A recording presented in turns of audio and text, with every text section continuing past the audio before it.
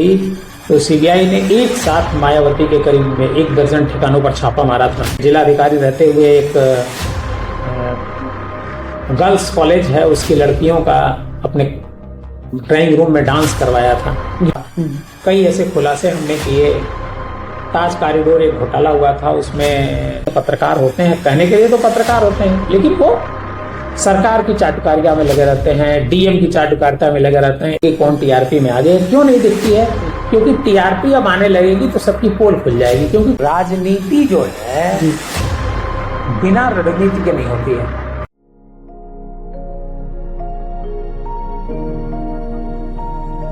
Hello नमस्कार, और आप देख रहे हैं संजय सिंह पॉडकास्ट। आज हमारे इस खास वीडियो में खास मेहमान देवकीनंदन मिश्रा जी, जो कि कहूँ तो मैं सहारा इंडिया के एक्स एडिटर हैं और आज बहुत सारी डिफरेंट पॉलिटिकल पार्टीज के इलेक्शन प्लानर हैं। और कुछ चीज़ें जो मुझे अवगत नहीं है, शायद मैं उनके ज़बानी सुनना चाहूँगा, और प्रश्नों का सिलसिला बढ़ाने से बेहतर है कि थोड़ा बहुत उनके बारे में जान लिया जाए उन्हीं की ज़बानी। नमस्कार सर। नमस्कार। और सर, मैं थोड़ा ये चाहता हूँ कि आप थोड़ा अपने बारे में खुद पहले बता दें तो बेहतर रहेगा। नहीं, मैं तो पेशे से जर्नलिस्ट हूँ और रहा भी हूँ, और करीब 25 साल तक जर्नलिज्म हम लोगों ने किया है डिफरेंट न्यूज़पेपर एंड टेलीविज़न में। और लास्ट जो है हम जो सहारा ग्रुप था उसका मैं मीडिया का पूरे उत्तर प्रदेश का मैं हेड था, और 2021 में मैंने सहारा से विदाई ली। और अब मैं कोई कारण नहीं, चूँकि कंपनी थोड़ा सा स्थिति कंपनी खराब हो गई, कंपनी बंद हो गई है इस आज की तारीख में, तो हमने इससे विदा ले लिया। और इलेक्शन मैनेजमेंट का काम हम 2021 से करते हैं पूरे देश भर में। और इसके साथ साथ चूँकि पत्रकार हूँ तो इस नाते हमारा एक पॉडकास्ट चैनल है जी, डीएनएम पॉडकास्ट के नाम से, और देवकीनंदन मिश्रा के नाम से फेसबुक पेज है। और ये मेरा सौभाग्य है कि आज मैं आपके साथ हूँ और बहुत सारी बातें क्या बोलूँ, मैं बहुत सारी चीज़ें आपसे सीखने वाला हूँ। मेरा सबसे जो बेसिक प्रश्न उठता है आपसे वो ये है कि मीडिया में आपकी कैसे एंट्री हुई, मतलब किस मीडिया को लेकर आपकी क्या सोचते शुरुआत में और अचानक कैसे आना हुआ? देखिए, बहुत सारे लोग मीडिया की पढ़ाई करके मीडिया में आते हैं जी, लेकिन मैंने मीडिया की कोई पढ़ाई नहीं करी है। मैं बेसिकली पेशे से इंजीनियर हूँ जी। मैंने डिप्लोमा किया है अच्छा, मैकेनिकल में, और मैकेनिकल डिप्लोमा करने के बाद मैं एक कहूँगा कि जॉब करता था। मैं लखनऊ में एक शुगर की कंसल्टेंसी कंपनी थी, उसमें मैं जॉब करता था। और लेकिन जब मैं पढ़ता था तो मुझे लिखने पढ़ने का बड़ा शौक था। अच्छा, और मैं लिखता रहता था, पढ़ता रहता था।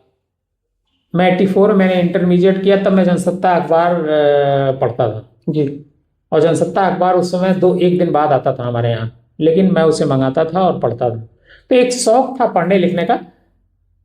तो मुझे लगा कि इस को इंजीनियरिंग को करियर बनाने की बजाय, हालांकि मेरा करियर शुरू हो चुका था, 2-2.5-3 साल का करियर था, मुझे लगा कि इस फील्ड में काम करना चाहिए, क्योंकि इसमें एक अलग तरह से काम करने का मौका है और ग्लैमर है। तो इसकी वजह लोगों से, बहुत सारे लोगों से मुलाकात होती है, डिफरेंट टाइप के लोगों से मुलाकात होती है जी। तो ये दिमाग में आया और हमने फिर करियर जर्नलिज्म शुरू कर दिया। मीडिया के कार्यरत रहते हुए ऐसा कोई अनुभव जो आप जनता को शेयर करना चाहें, या जो सबसे बेहतर रहा आपका कुछ? देखिए, मीडिया में जब मैं रिपोर्टर था सहारा में, तो मैंने बहुत सारी ऐसी खबरें लिखी जिसको लेकर के बहुत सारी चर्चाएं रही, और कई ऐसी खबर मैंने लिखी जिसको लेकर के विधानसभा में हंगामा हुआ। कई ऐसे खुलासे हमने किए। ताज कॉरिडोर एक घोटाला हुआ था, उसमें जो सीबीआई है वो जांच कर रही थी, और सीबीआई जब जांच कर रही थी तो सीबीआई ने एक साथ मायावती के करीब 1 दर्जन ठिकानों पर छापा मारा था। और वो खबर मैंने एक दिन पहले ब्रेक की थी, मतलब जिस दिन छापा पड़ा सुबह, उसी रात मैंने वो खबर लिखी। सुबह खबर आई और 2 घंटे बाद छापा पड़ गया। तो एक गोरखपुर में डीएम थे राजन शुक्ला, मैंने उनके बारे में एक बहुत ही बड़ी खबर लिखी थी उन्होंने अपने ड्राइंग रूम में जिलाधिकारी रहते हुए एक गर्ल्स कॉलेज है उसकी लड़कियों का अपने ड्राइंग रूम में डांस करवाया था जी। अरे तो मुझे वो खबर करीब 10-12 दिन बाद पता चली। तो कहते हैं ना कि खबर तभी है जब वो छप जाए, जब वो बाहर आ जाए कहीं किसी भी माध्यम तरीके से। अब तो बहुत सारे माध्यम हो गए हैं। जी बिल्कुल। अखबार और टेलीविजन से ज्यादा सोशल मीडिया एक्टिव हो गया है। सोशल मीडिया पर लोगों की प्रेजेंस है। पहले उतना नहीं था। जब की बात मैं ये बता रहा हूँ 2000 की बात है ये। और जब करीब 15 दिन बाद मैंने एक खबर लिखी तो स्वाभाविक सी बात है कि किसी को भी बुरा लगेगा जिसके बारे में लिखी जाएगी। लेकिन डीएम साहब को ये सोचना चाहिए कि एक इंटर कॉलेज की बच्चियों का अपने ड्राइंग रूम में डांस कराना ये तो न्यायोचित नहीं है। बिल्कुल। तो मुझे लगा कि जो गलत है उसको सामने लाना चाहिए और मैं उसको लेकर के आया और इसकी बड़ी चर्चा हुई, पूरे प्रदेश में चर्चा हुई। और उसी के बाद मैं, हालांकि कई बार ऐसा होता है कि जो डीएम एसपी होते हैं और बड़े पावरफुल होते हैं जी बिल्कुल, तो उनको लगता है कि हमारे खिलाफ खबर लिख गई थी, ये कैसे लिख दिया इन्होंने। उन्होंने मेरे खिलाफ बहुत सारी चीजें करी, बहुत सारे एक्शंस लिए, लेकिन कोई फर्क नहीं पड़ा और मैं झुका नहीं। अच्छा। और क्या जीवन की ये सबसे बड़ी चुनौती थी या इससे भी बड़ी आपके जीवन में? इस तरह की बहुत सारी चुनौतियां आती रहती है। बहुत सारी चुनौतियां आती रहती है। इन्वेस्टिगेटिव जर्नलिज्म जब आप करते हैं तो बहुत सारी इस तरह की दिक्कतें आती हैं और इस कोई पहली नहीं थी, इस तरह की और भी पहले आ चुकी हैं। मैंने एक आपको घटना बताई जी। ऐसे जर्नलिस्ट सबसे बड़ी जिम्मेदारी क्या होती है एक व्यक्ति की? देखिए, जर्नलिस्ट को सबसे बड़ी जिम्मेदारी तो जनता के प्रति होती है। मतलब कहने का हमारा आशय यह है कि जनता के प्रति जवाबदेह होना चाहिए और जनता के प्रति जवाबदेह होने के साथ साथ खुद के प्रति भी जवाबदेह होना चाहिए।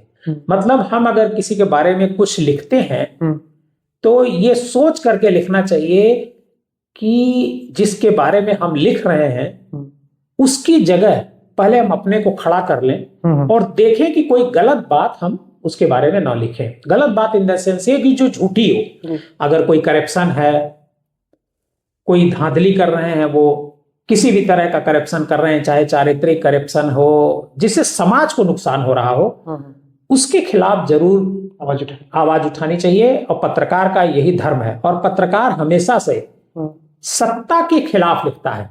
जो सत्ता के पक्ष में लिखे वो मैं उसे पत्रकार नहीं मानता हूं। अच्छी बात लिखनी चाहिए। वैसे तो सही मायने में देखा जाए तो सरकार का एक डिपार्टमेंट होता है प्रचार प्रसार विभाग, तो अच्छे काम का तो प्रचार प्रसार करता ही करता है, वो तो छपती ही छपती है। पत्रकार का जो काम है वो इन्वेस्टिगेटिव जर्नलिज्म, जो गड़बड़ी हो रही है, जो धांधली हो रही है, जो अच्छा काम हो रहा है वो भी लिखे, लेकिन उसका पूरा फोकस, जैसे विपक्ष का काम होता है सत्ता पक्ष से सवाल पूछना, उसी तरह पत्रकार का भी काम होता है कि वो सरकार से सवाल पूछे, एडमिनिस्ट्रेशन से सवाल पूछे, कप्तान से सवाल पूछे। उसका काम ही है सवाल पूछना। अगर कोई सवाल नहीं पूछता है तो वो पत्रकार नहीं है। बहुत सारे पत्रकार आज की तारीख में सवाल नहीं पूछते हैं। बहुत सारे पत्रकार आज की तारीख में पब्लिक विपक्ष से सवाल पूछते हैं। जी, मैं इससे सहमत नहीं। उनके लिए क्या विशेष टिप्पणी आपकी उन पत्रकारों के लिए? देखिए, अब क्या होता है कि मैं ये नहीं कह सकता हूं कि वो हर व्यक्ति अपने, चूंकि पत्रकारिता पूरी तरीके से स्वतंत्र है जी, हम स्वतंत्र होकर के पत्रकारिता करते हैं। और जो इंस्टीट्यूशन है, जो संस्थान है, जो अखबार है, टेलीविजन है, जहां वो काम करते हैं वहां पर उनकी क्या स्थिति है, उस संस्थान की क्या पॉलिसी है।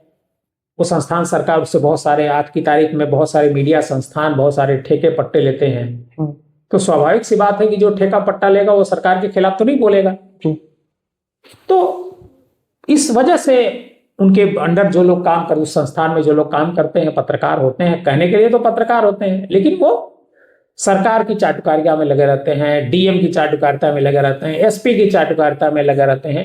ये मुझे नहीं लगता है कि ये सही है। पत्रकारिता में ये सही नहीं है। आप टीआरपी और पत्रकारिता का संतुलन कैसे बनाएं? अगर देखिए, टीआरपी तो टेलीविजन की है जी। मैं इस पर एक काफी दिनों से एक रिसर्च कर रहा हूं कि कितने लोग टेलीविजन आज की तारीख में देखते हैं। जी। जब से सोशल मीडिया का दौर आया है, हर हाथ में सबके पास एक स्मार्टफोन है। जो 10,000 रुपए 8,000 रुपए कमाने वाला व्यक्ति है, उसके हाथ में भी स्मार्टफोन है। बिल्कुल। और जहां पे हमारा पॉडकास्ट कर रहे हैं, जहां हम लोग चर्चा कर रहे हैं, इस होटल में करीब 24-25 कमरे हैं, लेकिन 24-25 कमरे में किसी कमरे में टीवी नहीं लगा है। मतलब टीवी आउट होता जा रहा है। और टीवी में क्या है कि टीआरपी का बड़ा गेम है। जी, कैसे होता था जी। आज भी होता है और पहले भी होता था। अब तो टीआरपी आती नहीं है, दिखती नहीं है कि कौन टीआरपी में आ गया। क्यों नहीं दिखती है? क्योंकि टीआरपी अब आने लगेगी तो सबकी पोल खुल जाएगी, क्योंकि टीवी कोई देख नहीं रहा है। टीवी अगर कोई देख भी रहा है तो चाहे वो हॉटस्टार देख रहा है, अमेजन प्राइम देख रहा है, नेटफ्लिक्स पर फिल्में मूवी देख रहा है, न्यूज देखने के लिए वो टीवी ऑन नहीं कर रहा है, क्योंकि न्यूज जो है वो ट्विटर पर देख ले रहा है, फेसबुक पर देख ले रहा है, यूट्यूब पर देख रहा है। मतलब सोशल मीडिया के जो प्लेटफॉर्म हैं उस पर वो देख ले रहा है। तो टीआरपी का गेम अब एक तरीके से खत्म हो गया। और जो सोशल मीडिया है वो एक्चुअल टाइम देता है। सपोज करिए कि आपका ये जो वीडियो है जी। आप जब डालेंगे तो ये वीडियो कितने लोगों ने देखा, हर व्यक्ति देख सकता है। तो आपकी टीआरपी सबको पता रही है। लेकिन जो वो टीआरपी आती है, टेलीविजन की जो टीआरपी आती थी, उसकी टीआरपी टीवी वाला ही बताता था कि हमारी टीआरपी इतनी है, दूसरा नहीं बताता था। और हर टीवी बोलता था मैं नंबर 1 हूं। जी। तो टीआरपी का तो असली जो खेल है वो सोशल मीडिया पर है। और सोशल मीडिया अपने आप बताता रहता है कि भाई आपका कितना देखा गया, कौन सा वीडियो आपका सबसे ज्यादा देखा गया, कौन सा कम देखा गया, व्यूज। तो टीआरपी का खेल अब खत्म हो गया है। अच्छा, आजकल फेक न्यूज में न्यूज को लेकर जो एक एडिटर की भूमिका है उसको लेकर आप क्या कहना चाहेंगे? अब देखिए, फेक न्यूज की जहां तक बात है, जब न्यूज की रफ्तार तेज होती है तो कई बार गलत खबरें भी आती रहती हैं। तो चूंकि सोशल मीडिया है तो सोशल मीडिया पर जो न्यूज की रफ्तार वो काफी तेज है। आप तो ये काम कर रहे हैं, मतलब आपका खबर का काम है। जी बिल्कुल। हमारा खबर का काम है। लेकिन बहुत सारे ऐसे लोग हैं जिनका खबर से कोई काम नहीं है, लेकिन वो भी चाहते हैं कि अगर उनको कोई खबर मिले तो सबसे पहले वो फेसबुक पर डाल दें। तो कई बार ऐसा होता है कि हम जल्दबाजी में फेक खबरें चला देते हैं। जैसा कि अभी चैनल पे देखा गया धर्म जी के लिए जैसे धर्मेंद्र जी की खबर आई कि धर्मेंद्र जी का निधन हो गया, और बड़े चैनल्स ने चलाया और धर्म जी के बारे में पता करने की कोशिश ही नहीं की गई। अब सोचिए कि इतना बड़ा चैनल जो देश का नंबर 1 चैनल अपने आप को बताता है वो चैनल चला रहा है कि धर्म जी ने ऐसे अंतिम सांस ली। अरे भाई, आप जब एंकर ये रिपोर्ट पढ़ रहा था, उसी समय उसके संस्थान के किसी व्यक्ति ने अगर ये बात पता कर ली होती तो शायद ये गलत खबर नहीं चलती। लेकिन नहीं, पता करने की कोशिश नहीं की जा रही है। हाँ, न्यूज चला दी गई, उस पर टिप्पणी आने लगी, शोक संवेदनाएं लेने लगे, फोकस कहां चला गया, डाइवर्ट हो गया आगे पर। न्यूज के पीछे की सच्चाई क्या है उसके बारे में नहीं पता किया गया। हम लोग जब रिपोर्टिंग करते थे, मुझे अभी भी याद है, बिना कंफर्म किए कोई खबर नहीं लिखते थे। लेकिन वो दौर अलग था। क्यों? क्योंकि उस दौर में हमारे पास टाइम था। हमारे पास टाइम ये था कि हमको अखबार अगले दिन प्रकाशित करना है, सुबह प्रकाशित करना, हमको रात को 5 बजे कोई खबर मिली, हमको खबर 10 बजे रात तक देनी है। तो हम 5 घंटे का टाइम था, हम पता करते थे। लेकिन आज क्या है कि दूसरा वाला दिखा न दे, इस वजह से हम जल्दबाजी कर देते हैं। और अभी क्या हो गया, अब कॉपी लोग करने लगे हैं। जैसे ही एक चैनल ने चलाया धर्मेंद्र की निधन, दूसरे चैनल ने भी चलाया धर्मेंद्र, उसने भी नहीं पता किया, उसने इस नाते नहीं पता किया कि जो लोग उसका टेलीविजन ऑन किए हुए होंगे उनको ये पता चल जाए कि हम भी बता रहे हैं कि धर्मेंद्र जी का निधन हो गया, क्योंकि ये दूसरा चैनल बता रहा है। तो इसी में गलत खबर होती है। और इस तरह की बहुत सारी गलत खबरें चलती रहती हैं, टेलीविजन पर भी चलती रहती है। और सोशल मीडिया पर बहुत सारे जो इन्फ्लुएंसर हैं, वैसे तो सभी लोग डिजिटल क्रिएटर कहे जाते हैं सोशल मीडिया पर, लेकिन जो अपने आप को इन्फ्लुएंसर बोलते हैं कि वो इन्फ्लुएंसर हैं, वो बहुत सारी गलत खबरें मैं देखता हूं चलाते हैं। किसी भी बात को इतना बढ़ा चढ़ा के बता देंगे कि सोचने वाला मजबूर हो जाएगा। अरे, तो वो उनसे, इन्फ्लुएंसर से मुझे लगता है कि जो हमारे दर्शक हैं उनको सावधान रहने की जरूरत है कि इन्फ्लुएंसर के झांसे में ना आए। जो एक्चुअल लोग हैं, हमारे जैसे लोग, आप जैसे लोग, उन पर खबरें देखें, इन्फ्लुएंसर की बातों में ना आए, क्योंकि इन्फ्लुएंसर बहुत सारी चीजें जो है पेड प्रमोट करता है। हम लोग पेड प्रमोट नहीं करते हैं, वो पेड प्रमोशन पे करता है, उसको पैसा मिलता है इसके लिए। तो इस वजह से वो बहुत सारी बातें वो गलत बता देता है, तो वो भी फेक न्यूज में आ जाता है। एक सबसे बड़ा प्रश्न ये आता है कि किसी भी मतलब खबर को पब्लिश करने से पहले एक एडिटर या एक न्यूज एंकर को किन बातों पर ध्यान रखना चाहिए? नहीं, ये तो बड़ा मैं सबसे पहला तो यही है कि ये उसको कंफर्म करे। वो जी। सबसे पहले तो कंफर्म करे कि भाई, अगर आप कंफर्म नहीं करेंगे कि आपका न्यूज, जो भी न्यूज आपकी आ रही है, वो न्यूज कैसे सही है या नहीं है। पहले क्या होता था कि जब रिपोर्टर खबर लेकर के आता था तो वो एडिटर उसको चेक करता था, देखता था, फिर सब एडिटर उसको वेरीफाई करता था, फिर एडिटर देखता था। मुझे अभी भी याद है कि जब मैंने ये मायावती के यहाँ रेड की खबर जब मैंने लिखी जी। और करीब शाम का करीब 8, 8:30 बजे का वक्त था जब मैंने खबर लिखी, तो कोई छापने को तैयार नहीं था। अच्छा। जो हमारे डेस्क के लोग होते हैं, वो सिस्टम अखबार में यह रहता है कि रिपोर्टर है, फिर डेस्क है, फिर उसके बाद एडिटर है। तो रिपोर्टर ने खबर लिखी तो एडिटर, जो सब एडिटर होते थे, उसे चेक करते थे कोई गलत चीज तो नहीं चली जा रही। तो सब एडिटर्स हमारे तैयार नहीं थे उस खबर छापने के लिए। क्यों नहीं तैयार थे? उनका कहना यह था कि अगर ये खबर कल गलत हो गई, अगर ये खबर गलत हो गई तो अखबार की बड़ी बदनामी होगी। लेकिन मेरे पास कोई पेपर तो था नहीं कि ये रेड होने जा रही है, इस तरह कोई पेपर तो निकलता नहीं है। मेरे पास तो जानकारी थी, किसी ने मुझे बताया था, कोई चीज मैंने देखी थी। लेकिन डिस्कशन हुआ, डिस्कशन के बीच बात ये निकल करके आई कि नहीं, इसको छापना चाहिए।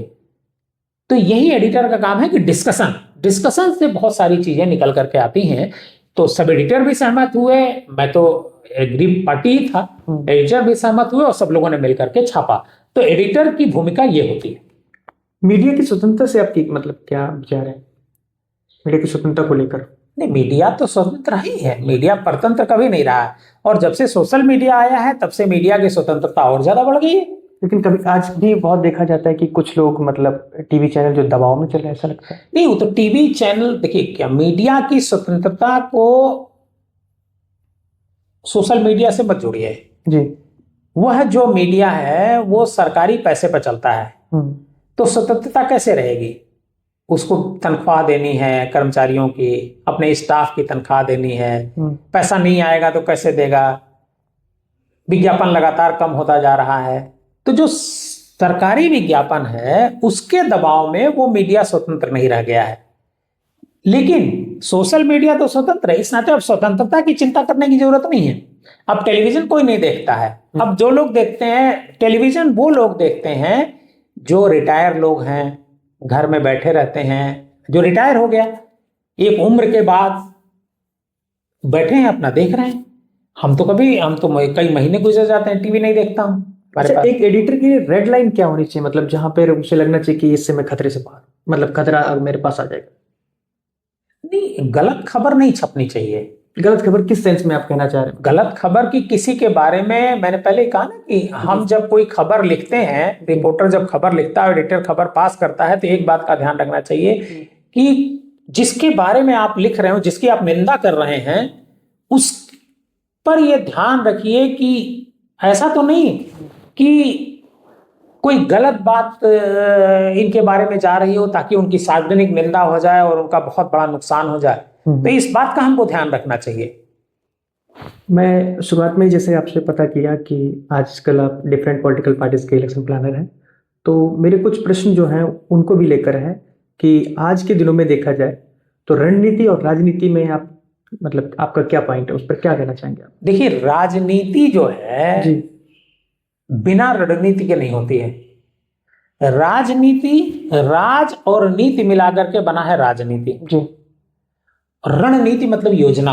अभी कुछ दिनों पहले मेरा एक पॉडकास्ट बहुत ही महान हस्ती के साथ हुआ। उन्होंने ये बोला कि जो राजा जो बनाता है नीति वो एक राजनीति होती है। कि इस बात से आप कितना सहमत? नहीं, गलत बात उन्होंने कहा।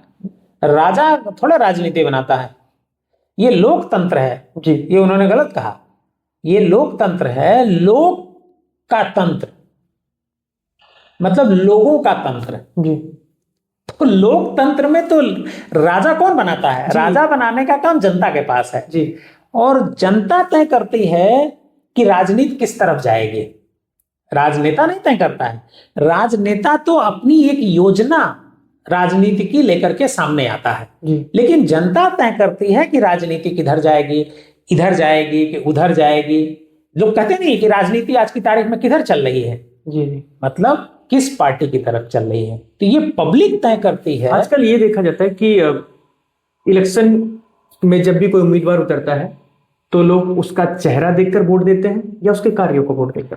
देखिए, जब से 2014 के बाद से जब से बीजेपी आई है तब से तो मोदी जी के नाम पर वोट पड़ रहा है, कोई चेहरा नहीं देखा जाता है जी।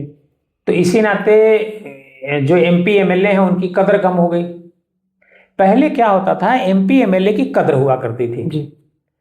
एमपी एमएलए जिस रास्ते से गुजर जाते थे लोग उनके सामने सर झुकाते थे, उनको बड़ा आदर भाव देते थे। अब आदर भाव नहीं रह गया है। अब अगर किसी का स्वार्थ नहीं है एमपी एमएलए से तो उनको आदर नहीं देता है। आम जो पब्लिक है, जनरल पब्लिक है, वो एक तरीके से नेता से बहुत हेट करने लगी है और नेता से हेट इस वजह से करने लगी है क्योंकि नेताओं का जो कैरेक्टर है वो लगातार गिरता जा रहा है। नेता पब्लिक की बात सुनते नहीं है, चुनाव जीत जाते हैं फिर वो क्षेत्र में नहीं जाते हैं, पब्लिक की किसी समस्या का समाधान नहीं करवा पा रहे हैं। तो इस वजह से नेता की जो क्रेडिबिलिटी है वो गिर रही है और नेता की जब क्रेडिबिलिटी गिरती है तो स्वाभाविक सी बात है कि जो पब्लिक है वो उससे दूर होती है, पब्लिक उससे नाराज होती है। तो ये होना बड़े स्वाभाविक सी बात है। आजकल हर एक पार्टी अपना एक ओपिनियन सर्वे कराती है। आप ये कितना भरोसेमंद है हर एक पार्टी के लिए? देखिए, पार्टी की दृष्टि से कई बार ओपिनियन पोल सही हो जाता है, कई बार गलत हो जाता है। जब सही हो जाता है तो माना जाता है कि ओपिनियन पोल सही है, गलत हो गया तो इसकी आलोचना होती है। 2024 का रिजल्ट आया, जितने एग्जिट पोल थे सारे फेल कर गए। तो जब सारे एग्जिट पोल फेल कर गए, ओपिनियन पोल फेल कर गए तो इसकी निंदा भी हुई। लेकिन यह एक साइंस है जी। इस साइंस को अगर सही तरीके से किया जाए, हम लोग भी ओपिनियन पोल करते हैं, हम भी एग्जिट पोल करते हैं। हम तो ओपिनियन पोल मैंने 2024 में किया था और मुझे लग रहा था कि बीजेपी 200 प्लस माइनस 10-20 सीटें जाएगी। ये मेरा ओपिनियन पोल था। लेकिन बहुत सारे लोग हमारी आलोचना कर रहे थे, लेकिन निकला वही। तो होता क्या है कि जब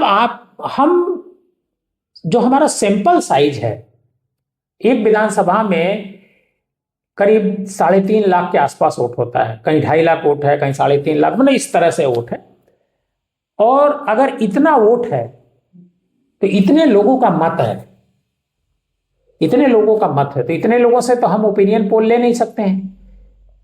लेकिन फिर भी ओपिनियन पोल कम से कम 15 से 20 हजार लोगों का होना चाहिए और डिफरेंट कास्ट के होने चाहिए, डिफरेंट जेंडर्स के होने चाहिए, डिफरेंट धर्म के होने चाहिए, डिफरेंट एज ग्रुप के लोग होने चाहिए। तो उससे एक अंदाजा लगता है कि किस तरफ दिशा जा रही है, किसको लोग ज्यादा पसंद कर रहे हैं। आज से एक डिकेड पहले और अब की जनता में जो मतदान को लेकर सोच है, क्या बदलाव देखने को मिला? देखिए, मतदान पहले क्या होता था कि मतदान काम के आधार पर वोट पड़ता था कि विधायक जी ने बहुत अच्छा काम किया है, चर्चा इसकी होती थी, आप भी सुनते होंगे। जी बिल्कुल। अब क्या हो गया है कि पार्टी के नाम पर वोट पड़ रहा है, जी बिल्कुल। धर्म के नाम पर वोट पड़ रहा है। हाँ, कि हम हिंदू हैं तो हिंदू बचाना है। अरे हिंदू खतरे में थोड़ा है कि हिंदू को बचाना है। लेकिन कोई मुस्लिम है तो वो सोच, मुस्लिम को एक तरीके से पूरी पॉलिटिक्स में किनारे कर दिया गया है। एक पार्टी मुस्लिमों का वोट ही नहीं चाहती, वो कहती है मुझे मुसलमान का वोट नहीं चाहिए। तो ये जो पॉलिटिक्स है इससे देश का भला नहीं हो सकता, ये स्टेट का भला नहीं हो सकता, किसी का भला नहीं हो सकता, क्योंकि गांव जो है, कोई गांव ऐसा नहीं है जो केवल मुसलमानों का गांव हो, कोई गांव ऐसा नहीं है जो केवल हिंदुओं का गांव हो। कोई है? कोई नहीं होगा। तो जब हिंदू मुसलमान एक ही गांव में रहते हैं, एक ही शहर में रहते हैं, एक ही कस्बे में रहते हैं, भले उनकी पॉपुलेशन किसी की 10 होगी, किसी की 1 होगी, तो वोट हम कैसे कह दें कि हमको इनका वोट नहीं चाहिए? अगर हमको ये कहते हैं कि इनका वोट नहीं चाहिए, तो पॉलिटिक्स तो सही दिशा में नहीं जा रही है। लेकिन आज की जो पॉलिटिक्स है वो यही है कि बीजेपी ने जो वन मैन शो कर दिया है। अब देश में अगर उत्तर प्रदेश में देखें तो योगी जी सबसे बड़े नेता हैं, योगी जी के नाम पर वोट पड़ता है। देश में अगर वोट पड़े तो मोदी जी के नाम पर वोट पड़ता है। अब अपने लोग सांसद का नाम नहीं जानते हैं जी जी। अपने विधायक का नाम लोग नहीं जानते हैं। क्यों नहीं जानते हैं? जब विधायक जी के कहने पर आप वोट नहीं दे रहे हैं तो विधायक जी का भी आपके प्रति इंटरेस्ट नहीं रह जाता। जी बिल्कुल। वह भी आपको, वो सोचते हैं अरे ठीक है, मोदी जी के नाम पर आपने वोट दिया है तो मोदी जी से काम करा लीजिए। अरे हमको आप जब पहचानिए, काम तो हमको करना है ना, आपकी आवाज को हमको सुनना है, आपकी प्रॉब्लम को हमको सुनना है, तो आप हमको समझिए, हम आपको समझाना चाहते हैं, लेकिन आप हमको समझते नहीं। आप देख कहेंगे अरे अब तो किसी से पूछिएगा किसको वोट देंगे, हम तो मोदी जी को वोट देंगे। ठीक है, तो जो जो जनप्रतिनिधि है उसको ये अपमानजनक लगता है, उसे लगता है कि हमारे नाम पर, भाई एक सांसद की वैल्यू है। ये राष्ट्र, ये जो चुनाव होता है ये कोई अमेरिका का चुनाव नहीं हो रहा है, ये भारत का चुनाव है। भारत का लोकतंत्र की जो परिकल्पना है वो है कि वोट से एमएलए चुने जाएंगे, एमएलए से मुख्यमंत्री चुने जाएंगे, वोट से सांसद चुने जाएंगे और सांसद से देश का प्रधानमंत्री चुने जाएगा। तो अब ये धीरे धीरे ट्रेंड बदला, लेकिन 2024 में काफी मिथक जो है इसका टूटा है। जी, एक जो सबसे बड़ा मेरा प्रश्न रहता है हमेशा, राजनीति और धर्म की राजनीति, उस पर आप क्या कहना चाहें? देखिए, और आजकल ये बहुत मुद्दा मतलब छाया रहता है। धर्म एक तरीके से राजनीति में घुस गया है जी। नेता धार्मिक हो गए हैं। धर्म, हर व्यक्ति का अपना एक धर्म होता है। आपका भी एक धर्म है, जो मेरा भी एक धर्म है, जो मुस्लिम समुदाय के लोग हैं उनका भी एक धर्म है, जो सिख हैं उनका भी धर्म है, जो ईसाई समुदाय के लोग हैं उनका भी एक धर्म है। सबका अपना अपना धर्म होता है। हमारी जो धार्मिक स्वीकार्यता है वो कमरे के भीतर है, मंदिर में है, मस्जिद में है। सार्वजनिक तौर पर उसे प्रदर्शित करने का हम मतलब पहले ये परंपरा नहीं रही है कि हम पूजा कर रहे हैं, दिन भर पूजा कर रहे हैं तो हमारा टेलीविजन जो है लाइव दिखा रहा है कि हम ऐसे गए तो उस तरह गए। तो ये एक तरीके से ठीक नहीं है। बहुत लोग हिंदू सम्मेलन करते हैं, ठीक। अब कोई मुस्लिम सम्मेलन करने लगे, कोई सिख सम्मेलन करने लगे, कोई ईसाई सम्मेलन करने लगे। अरे भाई, हमारा जो एक लोकतंत्र है उसमें सभी धर्म जाति के लोगों का एक गुलदस्ता है। सबको एक साथ बैठ करके डेवलपमेंट पर चर्चा करनी चाहिए थी। और जब धर्म आगे बढ़ता है, जब धर्म की पॉलिटिक्स आगे बढ़ती है, तो ये जो गुलदस्ता है ये टूटता है और फिर डेवलपमेंट बाधित होता है, विकास के काम बाधित होते हैं, बातें ज्यादा होती हैं, विकास का काम बाधित होता है। तो धर्म और पॉलिटिक्स को अलग अलग रखना चाहिए। धर्म का काम धार्मिक गुरुओं का है, पॉलिटिक्स का काम नेताओं का है। धर्म और पॉलिटिक्स, नेता और मतलब धर्म गुरु, ये दोनों अगर एक साथ मिल जाएंगे तो मुझे नहीं लगता है कि सही होगा। अंत में मेरा एक प्रश्न है, और प्रश्न के अंदर ही 2 प्रश्न है। वो युवाओं के लेकर है कि जो युवा अपना सोशल मीडिया, और दूसरा प्रश्न ये कि जो युवा अपना यानी कि युवा नेता में या रणनीति में, चुनाव में आने चाहते हैं, नेता बनना चाहते हैं, उनके लिए आपका क्या मैसेज है? देखिए, नेता बनना तो हर कोई चाहता है क्योंकि पावर पॉलिटिक्स में है जी। यूथ पॉलिटिक्स में अगर आना चाहता है तो बिल्कुल आए, लेकिन इस उम्मीद में ना आए कि वो बिना पैसे के पॉलिटिक्स कर लेगा। इस नाते मेरा तो कहना है कि पहले वो पैसा कमाए फिर पॉलिटिक्स में आए, क्योंकि जब वो पैसा कमा लेगा तो पॉलिटिक्स में उसके लिए रास्ते खुले रहेंगे। पॉलिटिक्स में बहुत पैसा हो गया है, बहुत पैसा खर्च होता है। आप सोचिए कि एक विधानसभा में 15-20 करोड़ रुपया लोग खर्च कर रहे हैं चुनाव जीतने के लिए। क्या एक युवा कर सकता है? नहीं कर सकता है। हम भी पॉलिटिक्स में जाना चाहते हैं। हमको पढ़े लिखे लोगों को आना चाहिए, योग्य लोगों को आना चाहिए, जिनका एक विजन हो उनको पॉलिटिक्स में आना चाहिए। लेकिन पॉलिटिक्स में कौन आ रहा है? ठेकेदार आ रहा है। बालू का ठेकेदार आ गया, इंजीनियरिंग करने का ठेकेदारी कर रहा है वो आ गया, सड़क बना रहा है वो आ गया। आप पूरा अगर आप उठा करके देखेंगे विधानसभा और लोकसभा में, तो 50% ऐसे लोग हैं जिनका पॉलिटिक्स से कोई लेना देना नहीं, जिन्होंने कभी समाज सेवा नहीं की, लेकिन वो समाज सेवा के नाम पर एंट्री लेते हैं, ठेकेदारी करते हैं, पहले पैसा कलेक्ट करते हैं, पैसा देते हैं, टिकट खरीदते हैं, और टिकट खरीदने के बाद फिर आते हैं पॉलिटिक्स में, चुनाव जीत जाते हैं। अब चुनाव जीत जाते हैं, उसके बाद क्या करेंगे भाई? जो 20 करोड़ खर्च करके चुनाव जीतेगा, बिजनेस का मैं सिद्धांत बता रहा हूं आपको। मान लीजिए आप कोई बिजनेस कर रहे हैं, 20 करोड़ रुपया खर्च कर रहे हैं, तो आप तो चाहेंगे ना कि इससे 50 करोड़ कमाए। वो पब्लिक के लिए तो काम नहीं करेगा। बिल्कुल। वो तो जो निधि आ रहा है सबसे पहले उसको बेचेगा, निधि को बेचेगा, उसके बाद ही ना काम करेगा। अब मैंने सुना है एक विधायक जी हैं, वो विधायक जी बड़ा पैसा बांटते रहते हैं, 1 लाख रुपया हर रोज बांटते हैं। कोई मुझे आज ही बता रहा था। तो विधायक जी अगर 1 लाख रुपया रोज बांट रहे हैं, तो ये पैसा कहां से आ रहा है? ये पहला सवाल है भाई, पैसा कहां से आ रहा है उनके पास? 1 लाख रुपया रोज बांट रहे हैं, 1 लाख रुपया 30 लाख रुपया महीना हो गया। तो 30 लाख रुपया जो विधायक जी बांट रहे हैं, वो ये पब्लिक ये समझ नहीं रही। साल पब्लिक है, साल का कितना करोड़ हो जाएगा?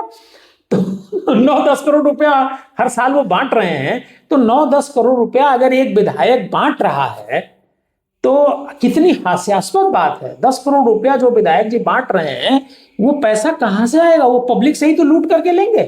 पब्लिक को इस बात को समझना चाहिए। पब्लिक को ऐसे लोगों को तो चुनना ही नहीं चाहिए जो पैसे पर पॉलिटिक्स करते हैं। और पहले ऐसा होता था, मैंने बहुत बड़े बड़े पैसे वालों को देखा पहले, आज से 20 साल 15 साल पहले, जो चुनाव लड़े और पैसा बांटे लेकिन चुनाव नहीं जीत पाए। लेकिन आज की तारीख में पैसे पर लोग चुनाव जीत जाते हैं। बिहार में क्या हुआ? बिहार में 10,000 रुपया महिलाओं के खाते में दे दिया, महिलाओं ने वोट दे दिया। अब 10,000 रुपए पर अगर हम अपना वोट बेच देंगे, 5 साल के लिए हमने गिरवी रख दिया अपने को, तो इससे दुर्भाग्यपूर्ण देश के लिए नहीं हो सकता, इससे खतरनाक स्थिति नहीं हो सकती है लोकतंत्र की। तो ये थी आज की बहुत ही महत्वपूर्ण बातें जो आज हमने देवकीनंदन जी से सीखी, और आगे भी बहुत सारे मुद्दों पर मैं आप सभी से जुड़ा रहूंगा। और इसी के साथ आज के इस एपिसोड को समाप्त किया जाता है यहीं पे। और अपना प्यार लौटाते रहिए और देखते रहिए संजय सिंह पॉडकास्ट। नमस्ते।